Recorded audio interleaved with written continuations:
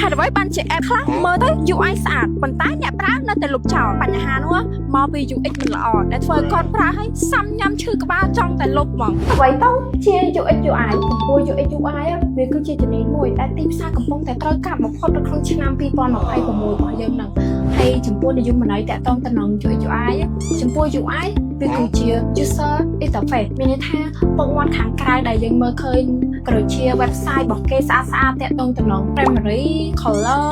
ប៊ូតុងឬមួយក៏ layout ហ្នឹងមើលទៅស្អាតហើយវាតាក់ទងទៅនឹង UI interface ចំណែកឯ UX និយមន័យរបស់វាគឺ UX user experience មានន័យថាបទពិសោធន៍របស់អ្នកប្រើប្រាស់តាក់ទងទៅនឹងបទពិសោធន៍អ្នកប្រើប្រាស់ថាប្រើ app របស់យើងហ្នឹងស្រួលប្រើឬមួយក៏ពិបាកតងទៅនឹងការចុចប៊ូតុងឬមួយក៏អីជាដើមអញ្ចឹងអ្នកនរគ្នាសម័យមើលនៅពេលដែលអ្នកនរគ្នាចុចប៊ូតុងមួយ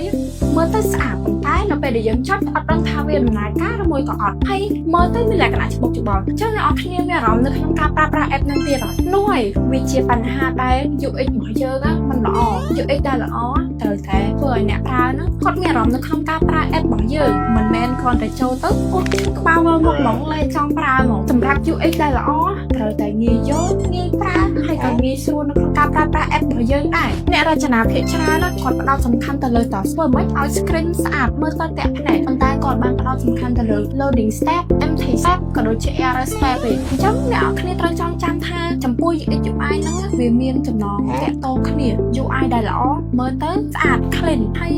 ធ្វើឲ្យអ្នកប្រើប្រាស់ហ្នឹងគាត់ចង់ប្រើប៉ុន្តែបើសិនជា UX អត់ល្អក៏គាត់អត់ប្រើដែរដោយសារតែគាត់មានអារម្មណ៍ថានៅពេលយើងចូល app របស់យើងទៅធ្វើក្បាលញ៉ៃញ៉ៃដោយសារប៊ូតុងយើងច្រើនពេកហ្នឹងក៏វាតាក់ទងទៅនឹង UX ដែរអញ្ចឹងសម្រាប់អ្នកដែលមានបញ្ហាតាក់ទងទៅនឹង UX UI design ឡាយអត់ល្អអត់ស្អាតអត់ clean ហ្នឹងថប់បារម្ភទៀតហើយអង្គការធ្វើរៀនជាមួយស្លាក NCE Academy របស់យើងបញ្ហាតែអង្គហ្នឹងលែងជាបញ្ហាទៀតហើយដោយសារតែខាងយើងមានបង្រៀនវគ្គ UX UI design ដែលផ្ដោតសំខាន់ទៅលើ UX ក៏ដូចជា UI អញ្ចឹងអាចធ្វើការចុះឈ្មោះតាមរយៈ Telegram ឬក៏ Facebook page របស់សាលា NCE Academy របស់យើងបានណា